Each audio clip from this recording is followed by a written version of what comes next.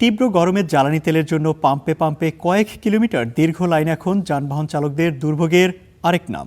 ঘন্টার পর ঘন্টা অপেক্ষা করেও তেলের নিশ্চয়তা না থাকায় ভোগান্তি ও ক্ষোভ পৌঁছেছে চরমে। সরকারের আমদানি নীতি আর পাম্পগুলোতে অব্যবস্থাপনার অভিযোগ করছেন তেল কিনতে আসা গ্রাহকরা। দ্রুত পরিস্থিতি সামাল দেওয়ার দাবি তাদের।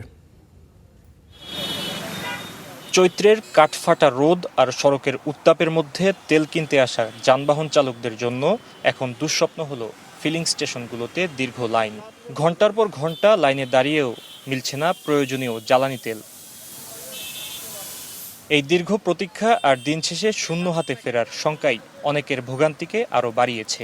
আমি সাভার থেকে আসলাম, এখানে আসার পথে কোনো পাম্পে আমি তেল পেলাম না। আমি গুলিস্তান যাব, এখন আমি তেল নিয়ে গুলিস্তান যাব, তারপরে কাজ শেষ করে আমি আবার সাভারে যাব। আমি আমার সকালের কলেজ রেখে আমি এখানে হচ্ছে 4 ঘন্টা হচ্ছে লাইনে দাঁড়িয়ে আমি তেল নিতেছি। আবার 2 দিন পরে এসে আবার আমার লাইনের তেল নিতে হবে।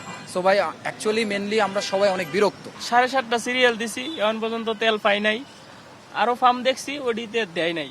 ক্ষুব্ধ গ্রাহকরা জ্বালানি সংকটের জন্য সরকারের অব্যবস্থাপনাকে দায়ী করছেন। এছাড়া অবৈধ মজুতদারদের বিরুদ্ধে সরকারি সংস্থাগুলোর তৎপরতা কম বলে মনে করেন তারা।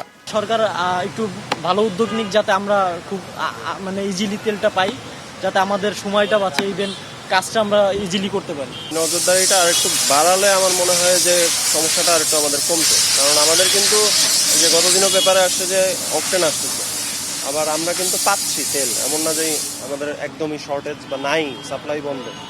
অনেক পাম্পে দিচ্ছে, অনেক পাম্পে দিচ্ছে না, এটার কি কারণ আসলে ক্লিয়ার না। তবে পাম্প সংশ্লিষ্টরা বলছেন অনেক গ্রাহকই প্রয়োজন না থাকলেও বাড়তি তেল কিনতে আসছেন। এতে করে লাইন দীর্ঘ হচ্ছে, বাড়ছে ভোগান্তি। দেখা যায় যে আগে মোটরসাইকেলে 200, 300, 400 এরকম নিত, এখন সবাই ফুল ট্যাঙ্কি বলেছে।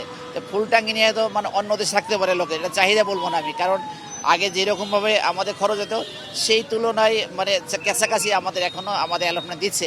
অবৈধ রোধ এটাও বলতে পারেন, অতিরিক্ত মানে যেভাবেই হোক না করতে, সেটার জন্য আর যেন সবাই যেন পায়, সবাই যেন চলে যায়, এই জন্য আমরা রেশনিং করার জন্য। সংশ্লিষ্টরা বলছেন তেল ফুরিয়ে যাওয়ার ভয় ও গ্রাহকদের কর্মঘণ্টা ক্ষতিগ্রস্ত হওয়ায় দেশের অর্থনীতিতে নেতিবাচক প্রভাবের আশঙ্কা তৈরি হয়েছে। Fahim Yusuf, star news, Dhaka.